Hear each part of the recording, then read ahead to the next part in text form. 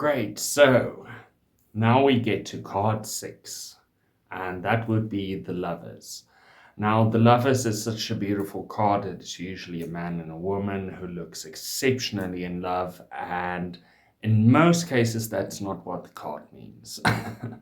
So, yes, so what? Let's first begin. Here's my one. Remember, if you want a deck with these imagery on, that you can pre-order that will be available in November 2024.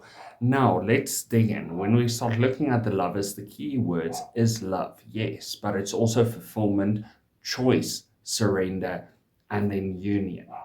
It doesn't necessarily mean two people falling in love, however, and we'll get into that in a little bit.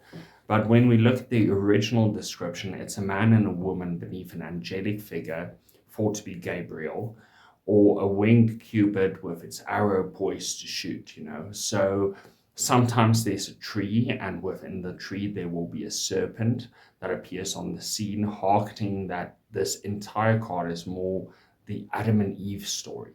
The first man and the first woman, they're in paradise just before Eve eats the apple. So sometimes three people are depicted in certain cards where it's a man and two women, emphasizing a choice to be made. But now let's have a look at some imagery from the cards. Now I'm going to go for the first card right here. It has the Light Seers, and it's a very simple depiction of two people that seems to be falling in love. Now it's good to remember that in most cards you will actually see some representation of Gemini, because this is Gemini's card, the two sides of the story, the two faces of the story. That's what we're seeing here, and that's why this card always brings us back to Adam and Eve, because there's two sides to the story. Right, next up we have this beautiful depiction in the Witch's Tarot, this man and woman ready to share a kiss, and we do see the angel there over them, that being the main focus in this specific card. When we start looking at the Lovers in the Druidcraft Tarot, we don't see a serpent here either. We do see the deer over there, and they are in a loving embrace over here. Right. It's such a beautiful card. This one I love. This one has got the tree, and it's got the serpent in there. If you can see, it's still got the angel, and it does have the two from the Lovers, the two lovers. And then the last one, we can see this is a full-on depiction of Adam and Eve. We see the Aram's lilies, all about purity. It's all in the garden, so we see that as well. We've got the sun rising there in the back. Right, so let's jump in. Now, first of all, we need to look at the angel. In most cards that you're going to see, the angel is going to be the main represented symbol within the card. And when we look at the angel is a messenger, and the angel is there to clarify the thoughts of the lovers. It focuses their intention and directs the energy towards a specific goal, which is why I'm such a big fan of this specific card, because you can see that they are working and studying towards a specific goal, and it's almost like the angel is there like the teacher, holding there the fruit of knowledge in her hand that she is going to bestow upon them. In any case, it does still have the serpent, and we're going to talk about the serpent in just a minute. But this to me is one of the best representations of what the Lovers card is actually supposed to be. It's beautiful, and there we actually do see Gemini symbol in this specific deck as well. It's such a pity this deck is out of print. If anybody who watches this knows Corinne Kenner, please tell her we need this deck back in print, and we also need her to start working on a new deck, because I would love to see what she would come up with next if she were to venture into writing another book for another deck. But in any case, that's my little pipe dream, my hope that I'm holding on to. Now, next up, the angel is beautiful, and it's ageless. Ageless. It is because even though it does symbolize Gabriel, it symbolized one of the Greek goddesses as well, who is Aphrodite. And when we start looking at her, she is the goddess of love. She's the goddess of union. She's the goddess of bringing two things that doesn't necessarily suit together as one. When we start looking at her within mythology as well, she falls in love, well, at one point with Ares, but she's actually married to one of the ugliest gods that's there, and we're just seeing unions left, right, and center. And most of the unions that she's responsible for are unions that didn't fit, but ended up working in any case. So, right, next up, yes, the Lovers card, because of its name, can symbolize love, it can symbolize romance and even marriage, but it needs to be paired with a specific card to actually show that. So, let's say you've got the Lovers card alone in a reading. It's usually just a union. When you start putting clarifications on it, when you get something like the Two of Cups, that's very obvious relationship, or even the Ace of Wands or the Ace of Cups. But if you were to get something like the Four of Wands, which is the Beltane card, it would symbolize marriage. It could symbolize a relationship within a lot of the other major arcana cards, let's say with the Empress, because child is going to maybe be born from this union that's coming, which shows an actual love relationship. So there's the Lovers part is still there. It's supposed to be there. But in most cases, it just shows a simple love between two people, and they don't need to specifically be connected in a very romantic way either. Now, the Lovers card also signifies a choice to be made between competing drives and desires. That's why the apple's there. That's why this is the Garden of Eden.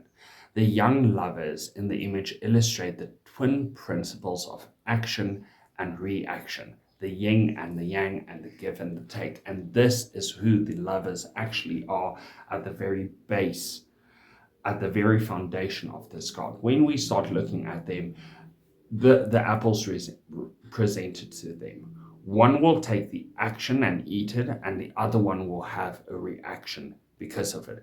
It is the yin and the yang. They're not supposed to be together, but they complement one another. It's that thing of opposites attract.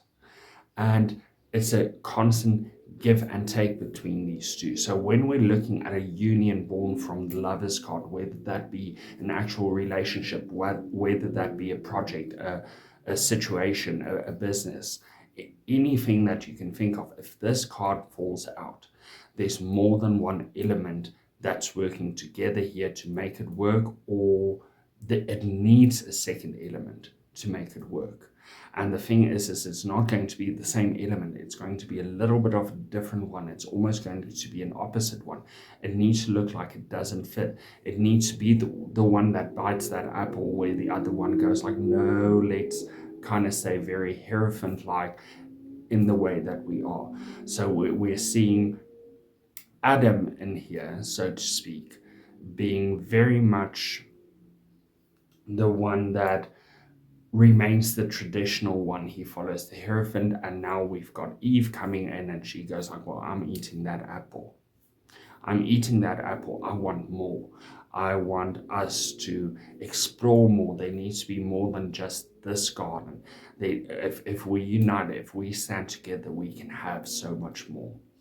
Now, the card is a symbol of air, thus the feathers and the wings of the angel will also be associated with the air element, which makes this a very light card to work with, but it can also at times be a tornado.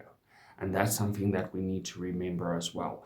Air is what we need to breathe. We need to constantly have unions. There's constant choices that needs to be made. But at the same time, even though it can be light, it can be very dark as well.